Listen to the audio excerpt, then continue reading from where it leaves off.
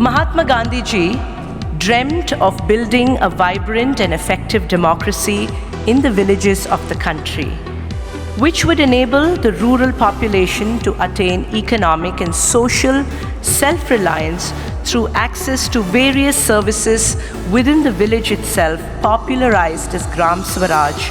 He believed in empowerment and Swadeshi Jagran. In fact, every aspect of society, as per the Indian culture, is very important. There are businessmen, social workers, administrators, educators, teachers, farmers, etc. And everyone works together for each other's welfare. And it is humbling to see a confluence of the largest and the best minds from the startup ecosystem of India to redefine the future of the startup revolution this very morning. And a big round of applause to each and every one of you. My ISF Lagan team. Why I am talking about the Lagan team? Like, I don't know how many people have watched the Lagan movie. That hero handpicks people for his bowlers, batsmen, wicketkeeper. Like that, I was lucky enough to pick up my Lagan team because the task was stupendous. All my team members leaving their company, all of them are CEOs, all of them are serial entrepreneurs, all of them are investors, leaving all their activities 24/7 for the last 40 days. They have been working on this project. I really want to thank. I may request all of you to give them a standing ovation for the dedication and commitment what they have done for this conference. Thank you. We will start this ceremony by calling in few of the startups who have made us proud. So it's not about the valuation, it's about the number of jobs that got created. So with that note, I would like to call upon few of the unicorns who are present here. Round of applause for Revati Madam and Zeroda.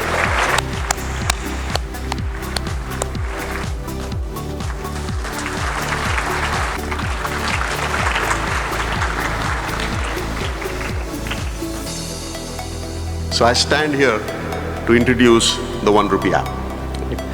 And I want to do that with not much of a sense of a creator's pride, but as a fellow Indian who wants to share the happiness of something that is very big happening, probably a very historic event in our era. It's not my app, it's actually your app. And that brings me to the tagline of the app. And Swamiji coined this phrase, building Bharat, 1 Rupee a day. Looking at what we have just seen of connect to the cause, and what is that cause is building Bharat together. And what are we trying to connect in this festival? You know, we all know India has a near-term aspiration of $5 trillion GDP. 5 trillion may be big, but given the number of people we are, our per capita incomes will be too small. So by 2047, when India at 100, the aspiration is to get to about $40 trillion so that we have a meaningful per capita income. Now, that's the Bharat we are all aspiring for. Potential was always there. But what connects the potential to aspiration is the belief that we can make it a reality. Now, after that, we need 3 more things. Once we have an aspiration, from where we are, $3 trillion to 5 and then to 40 is not a linear progress. It's a non-linear movement to get there within the next 25 years. The only thing which can get us there is innovation. And that's where startups play a very crucial role. I was just thinking to what Jay Garu said about the attraction and the Trojan horse that he created in the form of a Indian startup festival, but really the idea is to connect to cause and figure out how we can really build the Bharat that we all envision. I have a few thoughts that I just wanted to share quickly. One is that all of us are here in this place filled with such positive energy. I would urge each of us to kind of reflect and find our own purpose. I had the opportunity to do this about 7 years ago at another pilgrimage place, which is Sabarmati Ashram. I was there spending 7 days at the ashram, where I really looked inwards to figure out if Gandhiji was alive today, what would the message be to all of us? And in doing so, I did find my purpose, and it is with joy that I have learned how to live my purpose every day. So my request, connecting to cause is fantastic, and if you can do that by realizing your own inner purpose, life will be even more joyful. And even at TiE Bangalore, we've realized that it's not about external journeys, it's about inner journeys. It's about what do you do to connect your inner self, and how do you then program that to take life and to create a unicorn. And in my view, a unicorn is just not $1 billion in valuation. A unicorn is about putting 1 billion smiles out there, right? How can we create enterprises and entrepreneurs who can create 1 billion smiles out there, and that makes us live our purpose. India being the youngest nation on the earth, the young people have risen, started up and made this country truly a startup nation in the world. It's not always the fun and all the mega bucks that startups can get. There's a lot of toil and a lot of effort as one goes through this effort. And there is a Sanskrit shloka that comes to my mind, and I thought I'll share that with all of you. It's not necessarily for startups, but I think it's for any student that is actually going through a journey. And here is how it goes. Kaka cheshta. Kaka is a crow. And you must have heard the story of how a crow saw this pitcher with very, very little water in it and started getting, pebble by pebble and putting it into that pitcher and, ensuring that water comes up so that the crow can drink that water.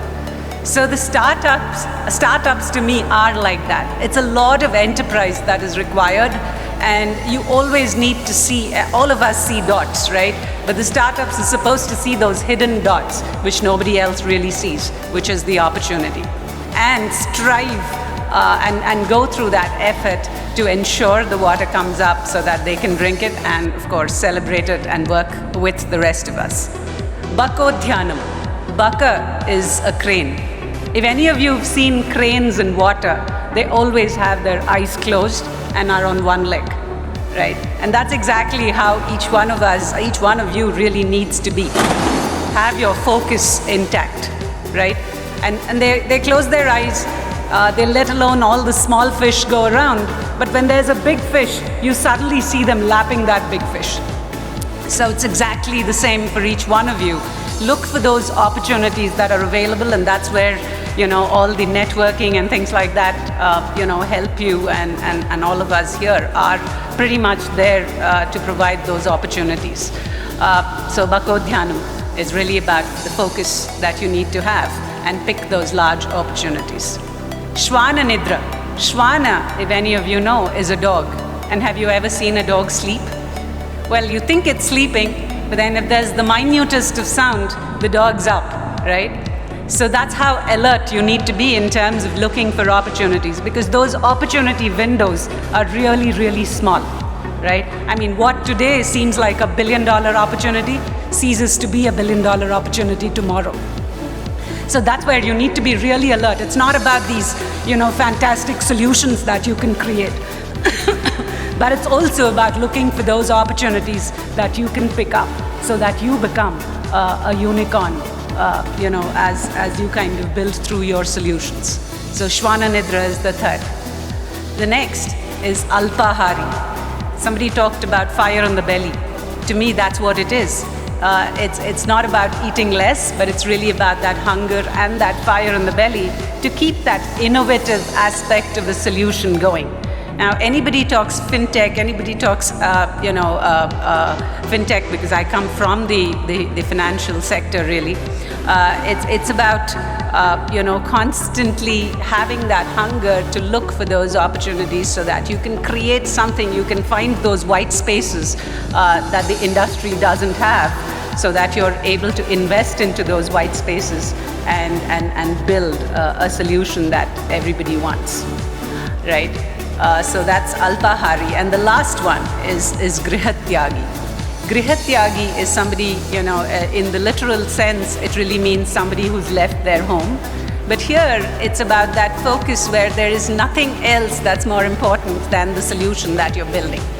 So I thought, this particular shloka, and I'll probably just recite the whole thing. It's called Kakacheshta, Bakodhyanam, Shwana Nidra, Tathaivacha, Alpahari, Grihatyagi, Vidyarthi, Panchalakshanam. And I think startups need to have all these 5 if you really have to make it big and continue to see those dots that nobody is seeing, right? Kakacheshta, Bakodhyanam, Shwana Nidra, Tathaivacha, Alpahari, Grihatyagi, Vidyarthi, Panchalakshanam. And I think startups need to have all these 5 if you really have to make it big and continue to see those dots that nobody is seeing, right?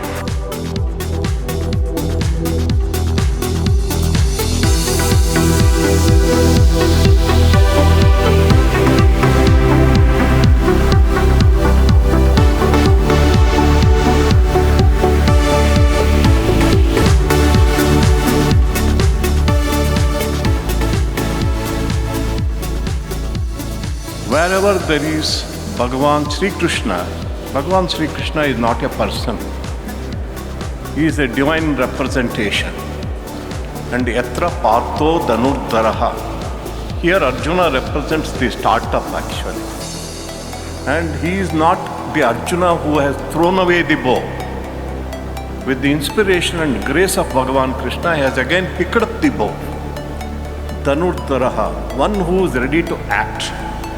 One who is ready to act on the basis of his convictions, values and principles and follow the divine command. See, wherever these two are there, one is the divine grace, second is an enterprising individual who is ready to work on the basis of principles. That is the difference between Partha and other entrepreneurs. One who keeps values above wealth and principles above power is such an entrepreneur.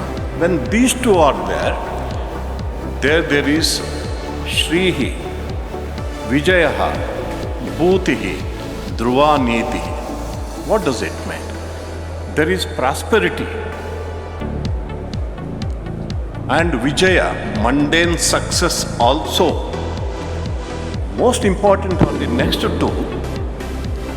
Bhutihi, inner joy and contentment. He is an achiever with an inner joy and contentment. And Dhruva Niti is steady and sound policy.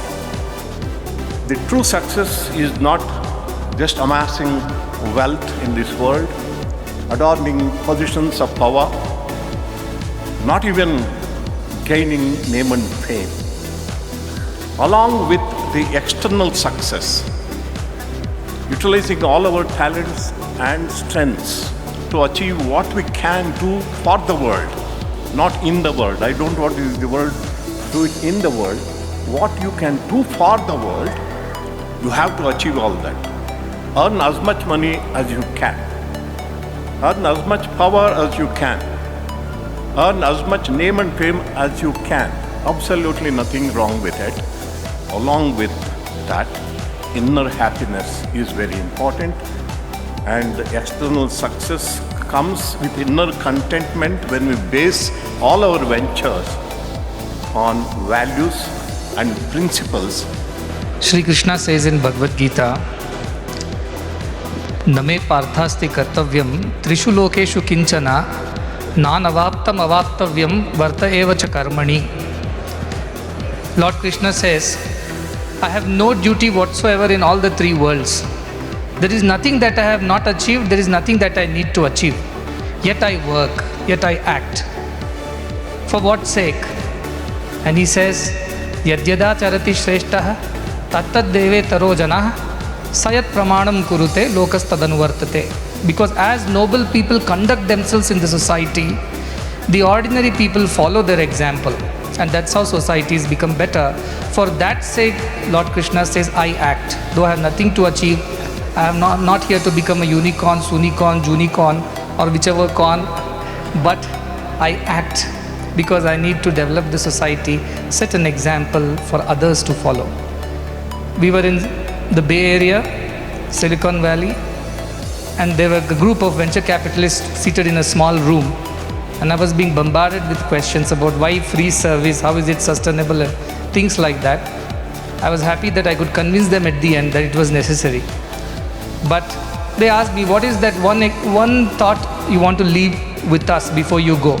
And they were studying Bhagavad Gita, some of them very nice that they were doing that. And they asked one message from Bhagavad Gita, and this is what I could give them. Be an example. Be an example to the society in whichever field you are working. If you're a teacher, be an exemplary teacher. Be an exemplary doctor, exemplary businessman, exemplary venture capitalist, exemplary startup. An example in everything is the best service you can do to the society. So all I have to convey on this wonderful occasion, meeting of great minds, there is energy, there is experience in this room, in this hall, and with such luminaries on the stage. They are all examples in their own fields. All I want to convey is, please be an example in your own way. Whatever startup you are taking on, whatever venture that you are entering into, whatever investments you are going to make, let it be an example for everybody else to follow. Sirisha Varuganti ji and all the other distinguished CEOs and leaders of various organizations who have taken their time out on this weekend to be a part of this festival. This shows your commitment towards improving livelihoods and changing societies. Just listening to the distinguished speakers today has taught us all so much. Much gratitude to all of you once again, ladies and gentlemen. Sadhguru has given us a practical and effective model of collaboration.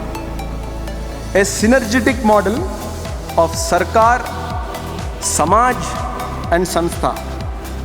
This model brings together the Sarkar, that is the government, which contributes through effective and relevant policy making, Samaj, that is business organizations that contribute through their resources and talents, and Sanstha, that is public charitable organizations like ours, that effectively deliver these policies and talents at the grassroots level, thus creating a better society.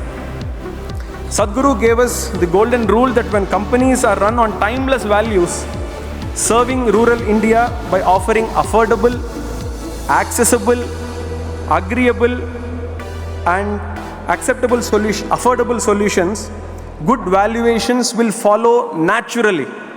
On behalf of the trust and the organizing committee, I would like to wish you all a very memorable and wonderful event at Satya Sai Grama. Let's all come together as Samaj, Sanstha and Sarkar to build a glorious Bharat. Jai Hind, thank you.